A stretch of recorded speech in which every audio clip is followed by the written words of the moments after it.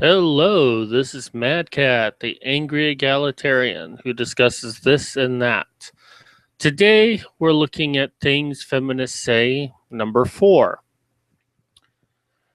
And remember, just because you can do something doesn't mean you have to do something.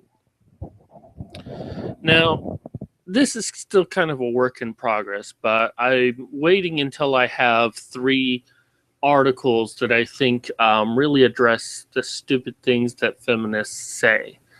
Of course, it's not always written directly by feminists, but are just things that feminists are doing. So I haven't done this in about a week, and that's just because I haven't really had anything come up for me to talk about. So today we're looking at 3 articles, and I will always try to do 3 or more articles that come up. And they are a little bit on the fun side today. So let's go ahead and get started. Let me go ahead and do the screen share.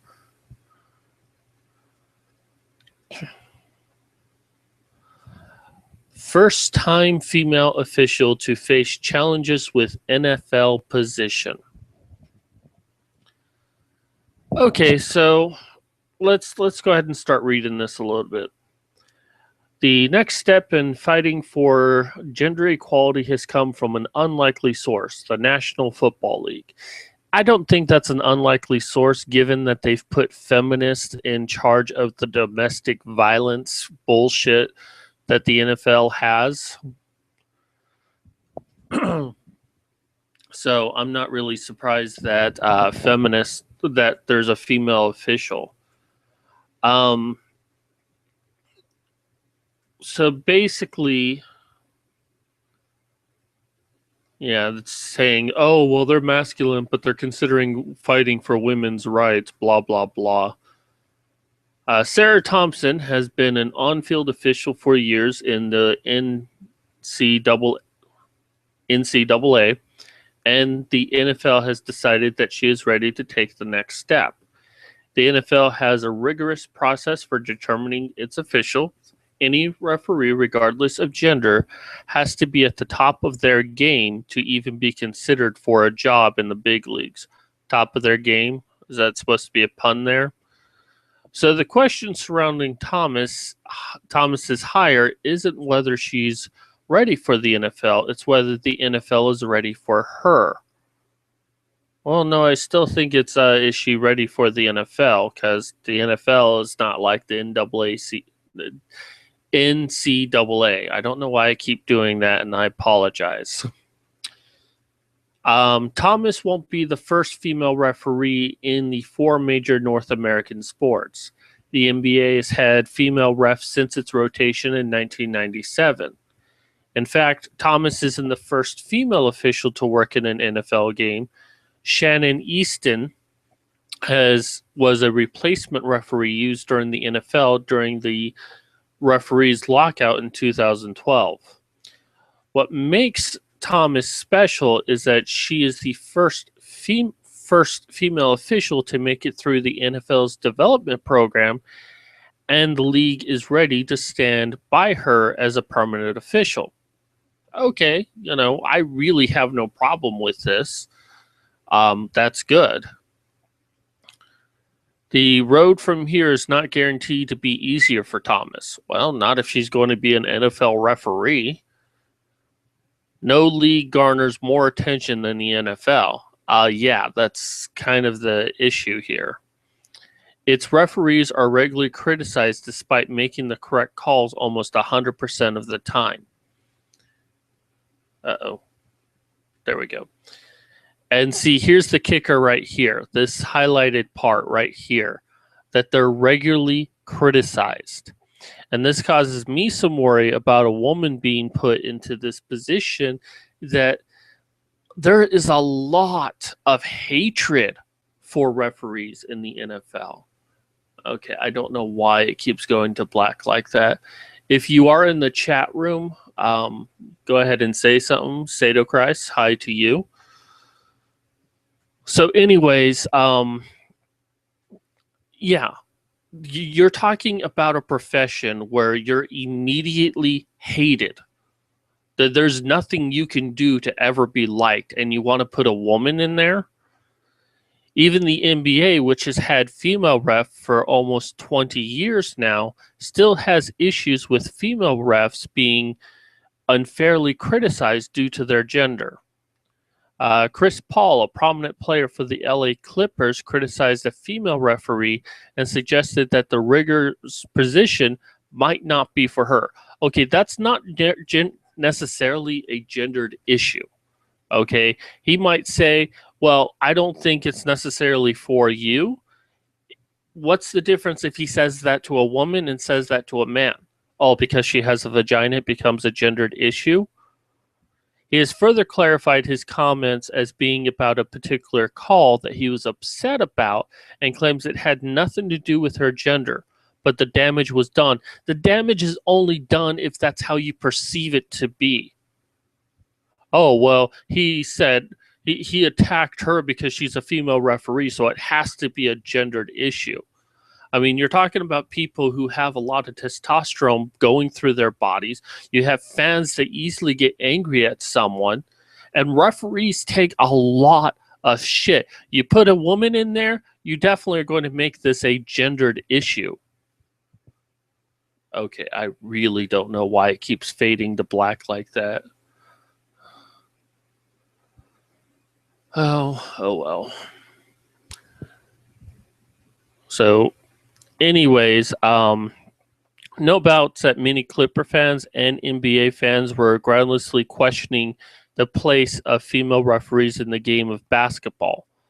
Well, maybe 20 years ago, but I'm sure now it's fairly common to see a woman on the court. I don't think anyone's really going to care. They're still going to hate the referees no matter what. And that's the stark reality of Thomas's position. If she makes a costly mistake, a white-hot spotlight will shine on her, just like any other official, just like any other referee. I mean, hell, the movie Rat Race, was one of the characters played by Cuba Gooding Jr. was a referee who made a bad call, and all the crap that happened to him because someone recognized him as being the referee who made the bad call. This has nothing to do with gender. I'm sure people will attack her for gender, but it's because they want to be angry at her for something, because they will think that she made a bad call.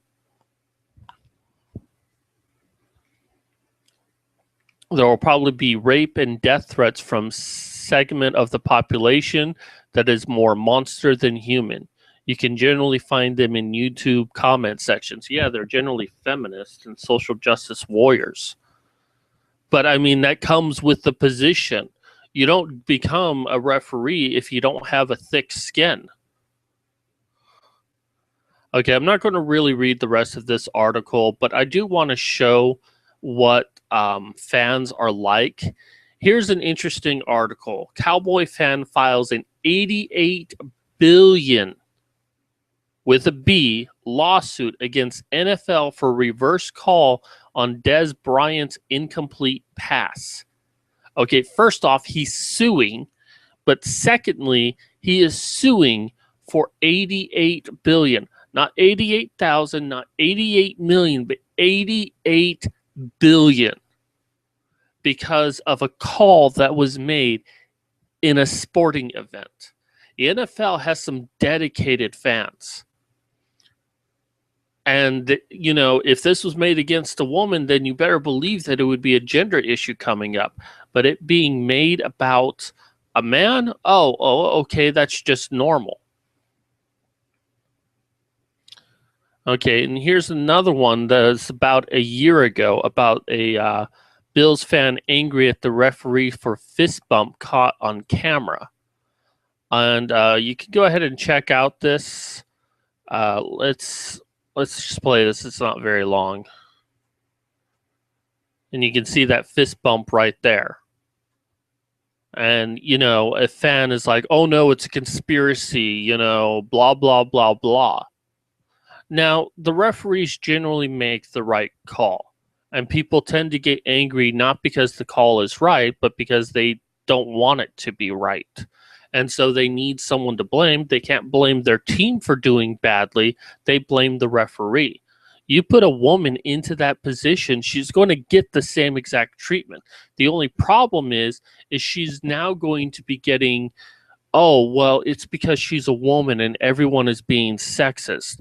And that's really going to concern me. And you know feminists are going to do this. So I'm all for women being in positions like that. I have no problem with it. But calling on gender issues for, oh, well, this is because people don't like women in these positions. No, it's because people don't like referees. Get that through your thick skull first. Okay, so let's go ahead and move on from here. And, once again, to anyone who's watching, if you want to say something, feel free to do so, and I'll be happy to read your comments in chat as best as I can. Okay, so triumph for feminism. Women flunks fitness test and gets firefighter job anyway. Now, back in December, I have a video called FDNY and Pussy Pass. And basically, it was a directive that was passed that allowed women to graduate as firefighters even if they failed the physical test. They could pass like the written course, but if they couldn't measure up in the physical course, then they would still pass. That way they could get more women representation in the New York Fire Department. So this is a follow-up to that. So in New York City, firemen are called the bravest to distinguish them from the finest, who are the cops of the New York PD. Now add a new title, the weakest. The New York Post has the poop. The poop? The FDNY, for the first time in its history, will allow someone who failed the crucial physical fitness test to join the bravest, the Post has learned. Rebecca Wax, 33, is set to graduate Tuesday from the Fire Academy without passing the functional skill training test. A grueling obstacle course of job-related tasks performed in heavy gear with limited air supply, an insider has revealed. They're going to allow the first person to graduate without passing because the administration has lowered the standards, said insider who is familiar with the training. Upon graduation, Wax would be assigned to a firehouse and tasked with the full duties of a firefighter. I mean, it's one thing if she was giving partial duties. I mean, it would still be bullshit, but she's given full duties despite failing. Of course, she will be, because the leftists who run New York City's commands it. Just like Kara Hultgreen, the first female carrier-based naval fighter pilot who was washed out of her first attempt to qualify on an F-14, but was given a second chance in 1994 by a politically correct Navy eager to please the Clinton administration.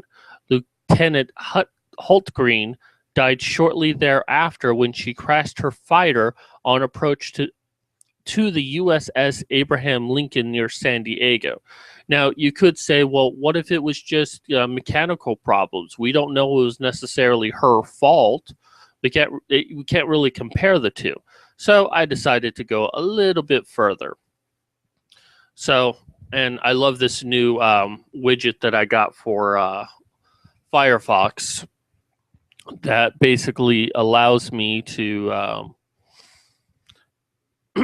highlight text. So Hultgreen was commissioned through the Aviation Office Candidate School at Naval Air Station, Pensacola, where she was distinguished naval graduate despite receiving low scores from her instructions and having 4 downs or indicators of unsatisfactory performance, 1 or 2 of which usually can end an aviation career.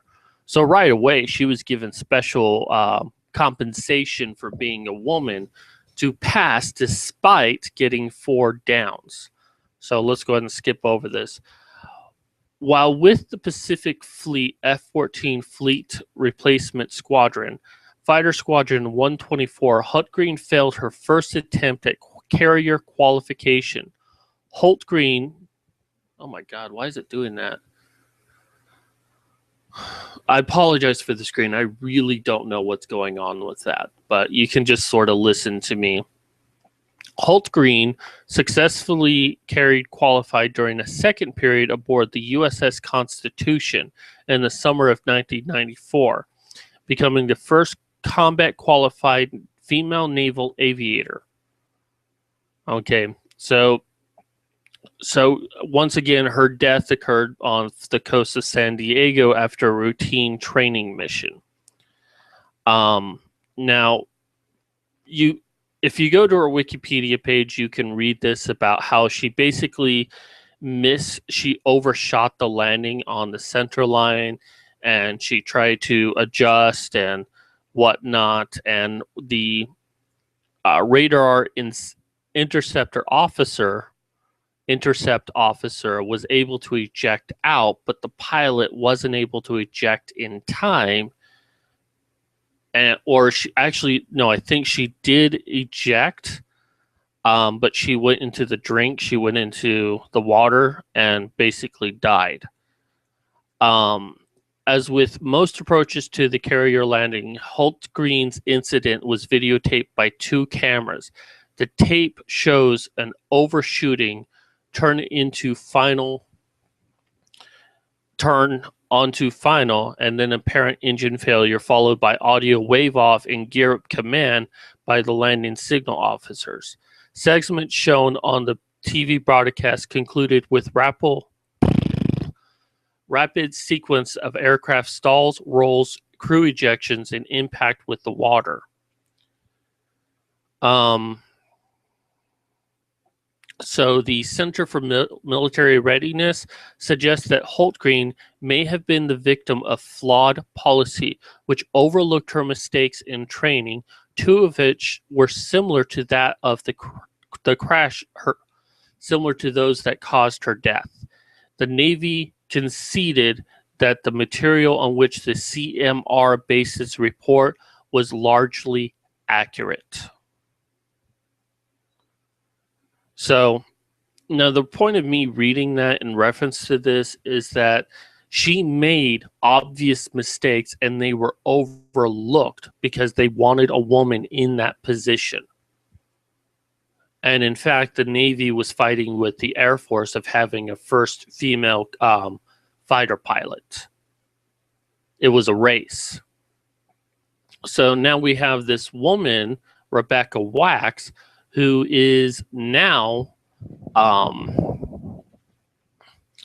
going to be able to be a full fighter despite failing the qualifications. Some FDNY members are angry. We're being asked to go into a fire with someone who isn't 100% qualified. Our job is a team effort. If there's a weak link in the chain, either civilians or our members can die.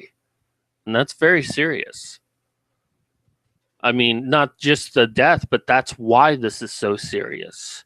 I mean, it's not just an individual that does things. It's that a team depends on all of its members to be up to grade. Well, that's just tough darts, buddy. Don't you know that social justice is far more important than getting the job done? I love this person who wrote this article. Wax graduation comes as the city celebrates the FDNY's 150th anniversary, and as the department is under pressure by the de Blasio administration to hire more women. Only 44 of the FDNY's 10,500 fighters are female, and they probably earned their place there. You know, women are inherently weaker physically than men. That's why more men are able to do it. I couldn't do it. I'm not physically fit, but I'm not going to cite that, oh, well, I think I should be because I really want to be. I should be given special compensation for it. While Wax fell short, 2 other female probies in the graduating class passed the FST with flying colors. They're kicking butt. They're doing better than 50% of the class, the insider says. When they get assigned to a firehouse, they will be welcomed with open arms because they've done what everyone else has gone through. Other female firefighters aren't pleased about Wax treatment either. A lot of the girls in the field are pissed because they feel like they're getting lumped into the same category of female getting special treatment and not meeting the same standards as males, the insider added. It devalues what the women in the field have accomplished. And there you go. This decision is not just hurting New York. It's not just hurting firefighters as a whole. It's also hurting women within that field who've worked hard to get to that position. This is not for everyone. Okay, if you want more females in there, that's fine, but don't change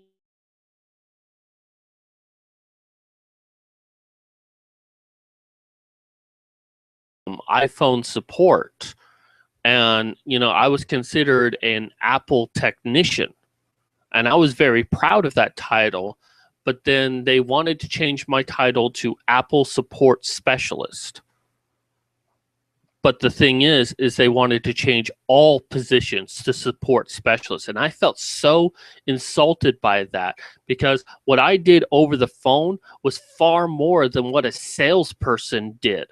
To sell someone a phone, I actually helped them fix their phone. I was above that person. And don't get me wrong, sales is difficult to do, but call them the same position as me, that was just a slap in the face. And that's what's going on here. It's a slap in the face to New York City. It's a slap in the face to the fire department, the bravists, and it's also a slap in the face to women who earn their position. That, of course, is true of any affirmative action program, whether based on color, sex, or anything else. Standards are standards, derived not arbitrary as part of a straight white male conspiracy, but on reality. The particular test is grueling the way it should be. So, you know, as I mentioned, the last line he has in this article is pretty good. The next time your building catches on fire, New Yorkers, don't call a firefighter, call a lawyer.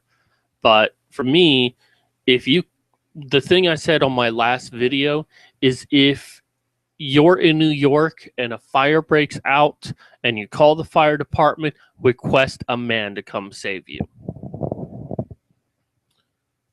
So I won't say anything more than that on this issue, but you know, it's just horrible.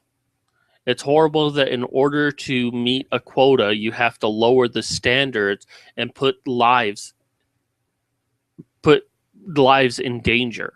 The lives of the people you're trying to save and the lives of the people trying to work together to save the lives of the people in burning buildings.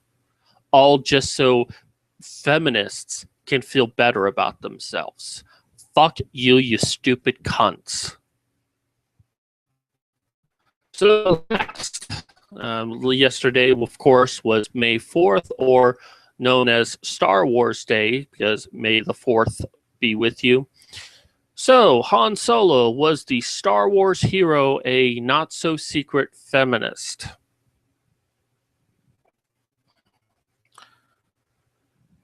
Okay, let's just get this out of the way. The textbook definition of feminism is that you believe men and women are equal. That's it. By that definition, Han Solo might be the biggest feminist in the entire Star Wars universe. Too bad no feminist knows that definition based on their actions, except maybe Christina Hoff Sommers. And it's all based on his relationship with Princess Leia. Really? Because he wanted to bone Princess Leia, that makes him a feminist? Does that mean every time I flirt with a girl on Twitter, and I flirt a lot, that makes me a feminist? And there you have it, people. If you flirt with a girl and try to sleep with her, that makes you a feminist. Even today, Princess Leia can be seen as the progressive take. Here, let me enlarge this for you.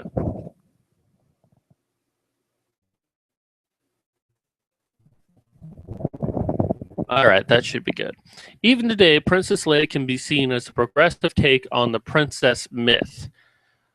This nominally royalty. She dresses in demure white gowns. In Star Wars: A New Hope, she is a damsel in distress. She's not really in distress, though. She's a damsel. She does ask, for help from Obi-Wan Kenobi, but she doesn't say, I need you to come rescue me. She says, I need you to deliver these plans to Alderaan, which gets destroyed. They board the Death Star, find out that she's on there. They didn't even know she was on there in the first place, and then go rescue her. At what point was she a damsel in distress? There was no part of that where she was crying out, help, help, help. It was just a lucky set of circumstances that she got rescued. But Leia subverts expectations by being a plucky Spitfire who can lead a rebellion as well as she can fire off a blaster. She isn't the leader of the Rebel Alliance. She isn't the leader of the Rebel Alliance because she's a princess. She's a leader because of her political status as the high-ranking senator and military strategist. Wait a minute. She was a leader of the Rebel Alliance? She wasn't the leader of the Rebel Alliance. She might have been like a field commander. She might have led some operations, but she wasn't in charge of the Rebel Alliance.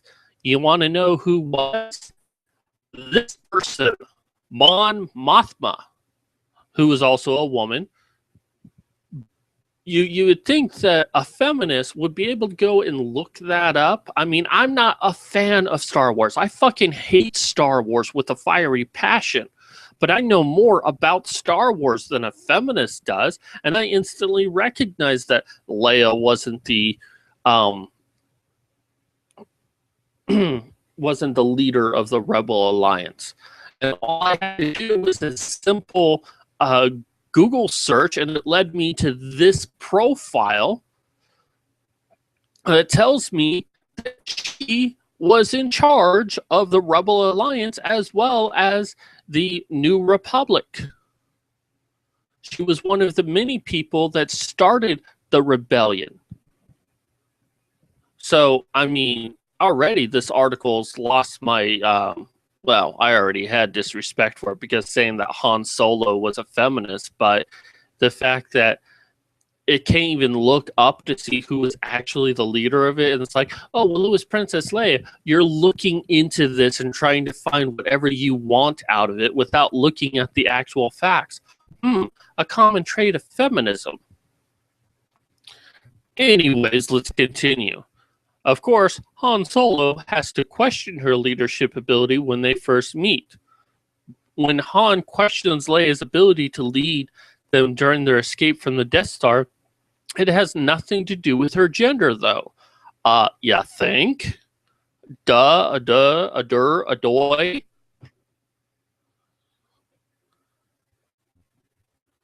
Rather, Han's objections are rooted in his own deepest sense of self-determination. He says, look, your worshipfulness, I take orders from just one person, me. It's true, up until that point, Han refuses to treat anyone else as a superior. Well, he refused to treat anyone as an equal, for really splitting hairs here. He tiptoes around the feared gangster Jabba, the Hutt's ire, and blah, blah, blah, blah. And this line right here, she's got spirit, and this person's like, the key word here is spirit. Han Solo is interested in her personality. He's attracted to her soul. Oh, boo. He's attracted to her soul. And well, he's probably attracted to her that, yeah, she's got spirit. She's quite beautiful. She's not afraid to get in her hands dirty, but her soul? He doesn't even know her yet. Oh, he loves her soul. Yeah, he loved her soul well enough to leave the fight. Oh, but he does come back in the end. But he loves her soul. Oh my fucking god. Are you fracking kidding me? The only time Luke Skywalker asks Leia anything personal, what the fuck does that have to do with anything? He asks her something about their mother? What does that have to fucking do with anything in this fucking article? Contrast this to Han Solo, how he talks to Leia in episodes 5 and 6. Yeah, he spends most of the time in Empire Strikes Back trying to get Leia to admit that she likes him, but he also wants her to address her own emotional needs. Are you fracking kidding me? His flirtations are rooted in his desire to see her express herself honestly and try to stop feeling obligated to the pristine image of a woman leading a crusade. Well, one, she's not leading a crusade. But you think that he's trying to get her to open up? What is he, Dr. Phil? Later, in Return of the Jedi, when he mistakes Leia's sisterly concern for Luke as romantic love, his response is selfless and noble. He literally says, I won't get in the way. What if he said, well, bitch, you're my girl, and we're going to be together. I don't care about Luke, and I'll kick his ass. Feminists would have been all over that, saying that he's just trying to insert his will and put dominance on her. But him doing the actual thing that feminists would want him to do, it's selfless and noble. But it's not because he's a feminist. It's because he's really an upstanding person. He puts on a tough front, but in a way, it's also a self-esteem issue. He's not willing to fight for her. He's like, well, fine, if you like him, I understand, and I'll just stay out of the way. Because he doesn't think that he's good enough for her. If anything, he's more MGTOW than a feminist. He goes his own way. He doesn't take orders from anyone else. And when he sees that she has any sort of connection to Luke, he just figures that it's best that he lets them go at it because he doesn't necessarily feel that he deserves her. Despite the fact that he keeps expressing himself to her and she doesn't really do a whole lot except at the end of episode 5.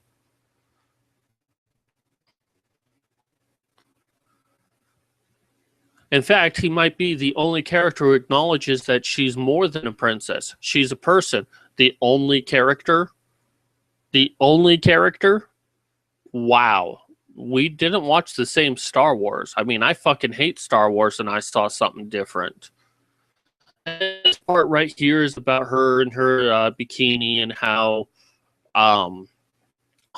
it was ironic that Han didn't actually see her and he only sees her as a strong, confident woman and not a slave girl in a bikini, despite the fact that Leia was able to turn the tides on Jabba the Hutt, and more than likely Han Solo saw her naked.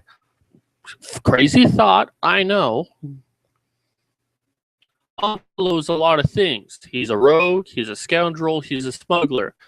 He's a hero, he's a criminal, he's a friend, and he's the best damn pilot in the universe. We don't really know he's the best damn pilot. He just says he is. But his love for Princess Leia is what outs him as a feminist. So caring about someone, trying to get them to admit that they like you, and staying out of the way if they're interested in someone else. I've done all of those things before for women, and let me tell you, no one would ever confuse me with a feminist. Anyways, I guess that does it for me today. Just more stupid things that feminists are saying. So anyways, this is Mad Cat signing off.